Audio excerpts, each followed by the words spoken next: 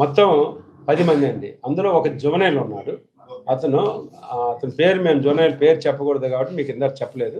మొత్తం 10 మంది పార్టిసిపేట్ చేశారు. అంటే ఇప్పుడు మర్డర్ చేయాలనేసి ఒక స్కెచ్ సంబంధించి అందులో ముగ్గురికే తెలుసు, మిగతా వారికి ఆకతాయిగా తీసుకెళ్లారని కూడా.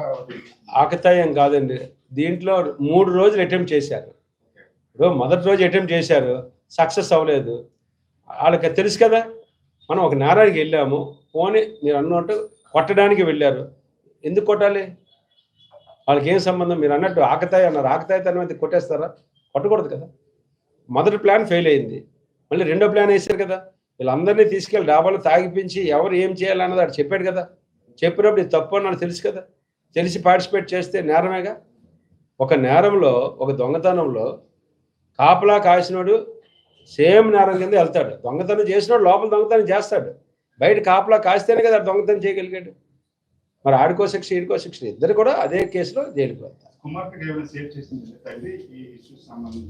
ఇప్పుడు మనకు అదేం తెలియదు, అందులో అదే అవసరం లేని విషయం. ఆ అమ్మాయి చదువుకుంటుంది, మన అమ్మాయికి ఇవన్నీ తల్లి చెప్పిందో చెప్పలేదో కొంతవరకు తెలిసి ఉంటుంది.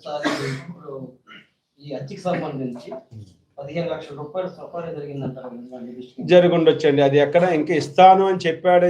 2 లక్షలు ఇస్తారని అన్నారని వాళ్ళు చెప్తున్నారు. ఇచ్చినట్టుగా ఇలా చెప్పట్లేదు. మాకు తాగించాడు సార్, పని అంతా అయినాక ఇస్తా అన్నాడు అని వీళ్ళు చెప్తున్నారు. పని అయిన తర్వాత నేను మీకు డబ్బులు ఇస్తాను తప్ప ఇప్పుడు ఏం లేదు అని రోజు నేను తాగిపించేవాడు.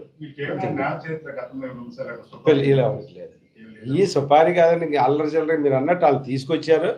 వాళ్ళని కొట్టేసి అప్పచెప్పమన్నారు. కొడుతుండే వీళ్ళందరూ కూడా కొట్టారు, తల చేశారు. వాళ్ళు ముగ్గురు నలుగురు కొట్టిన దెబ్బలు ఇక్కడ చచ్చిపోయి ఉండొచ్చు. అందరూ కూడా కొట్టారు, అది క్లియర్గా ఉంది. వాళ్ళందరూ కూడా అడ్మిట్ అయ్యారు.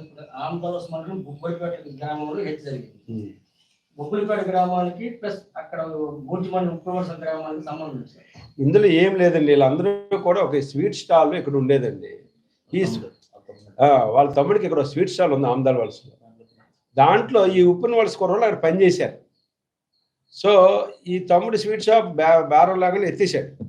ఎత్తేస్తే ఈ అన్న ఏం చేశాడు, హైదరాబాద్లో నాకు ఇలా ఉందరా, నాకు ఎలాగైనా ఆవిడతో మాట్లాడాలి, నన్ను మాట్లాడనీయట్లేదు, నాకు దూరం చేస్తున్నాడు కాబట్టి వాడిని ఎలాగైనా మనం చంపేయాలి అని అనుకుంటున్నాను.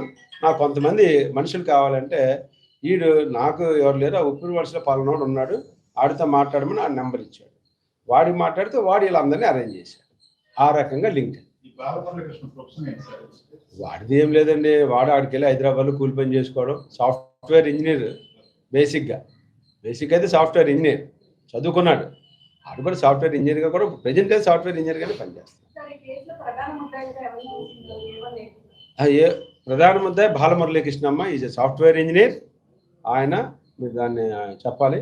అలాగే గణేష్, వంశీ, వీళ్ళ మెయిన్ ముద్దాయిలు వెళ్ళాను. భార్య కూడా మెయిన్ ముద్దాయే. స్పాట్లో లేదండి, ఆమె అంతే మెసేజ్, నా భర్త బయలుదేరాడు మీరు చూసుకోండి అని. ఈ వీడియో ఇదంతా నేరమైన తర్వాత కూడా భార్య ఆ అమ్మాయికి చెప్పాడు, వాళ్ళతో నీ భర్త బాధ వదిలేసింది మనకే అని కూడా బాలమురళీకృష్ణ ఆమెకు ఫోన్ చేసి మళ్ళీ చెప్పాడు. ఇక అందరూ కూడా రకరకాల మార్గాల్లో వెళ్ళిపోయారండి. ఏ మార్గాల్లో వెళ్ళారన్నది వాళ్ళు చెప్పారు. ఎవరికి చీకట్లో కదా ఇదంతా జరిగింది, చీకట్లో కొట్టేశారు. ఆ తర్వాత ఎవరికి తెలిసి అది ఆ తప్పులు గెప్పలు మనకంటే దారులు తెలియదు, కానీ ఆ ఎర్రలు తిరిగిన వాళ్ళకి ఆ దారులు అడ్డదారులు తెలుస్తాయి. బీర్ బాటిల్ అండి, ఫస్ట్ బీర్ బాటిల్తో కొడారు. తర్వాత అక్కడున్న మంచి పెద్ద పెద్ద కర్రలు, బలమైన కర్రలు తీసుకుని చాలా దారుణంగానే రాడ్లు కాదు, అన్ని కర్ర. మేల్ స్టిక్, ఫిమేల్ స్టిక్ అని ఉంటుందండి. ఆ మేల్ స్టిక్ తోటి కొట్టినప్పుడు కరెక్ట్గా కనెక్ట్ అయిపోతుంది. అలాంటి ఇక కొడుతూనే ఉన్నారట, మామూలు కాదు. ఆడు చచ్చాడని కన్ఫర్మ్ అయ్యేదా కొడుతూనే ఉన్నారు. వీళ్ళు 10 మంది ఆడొకడు.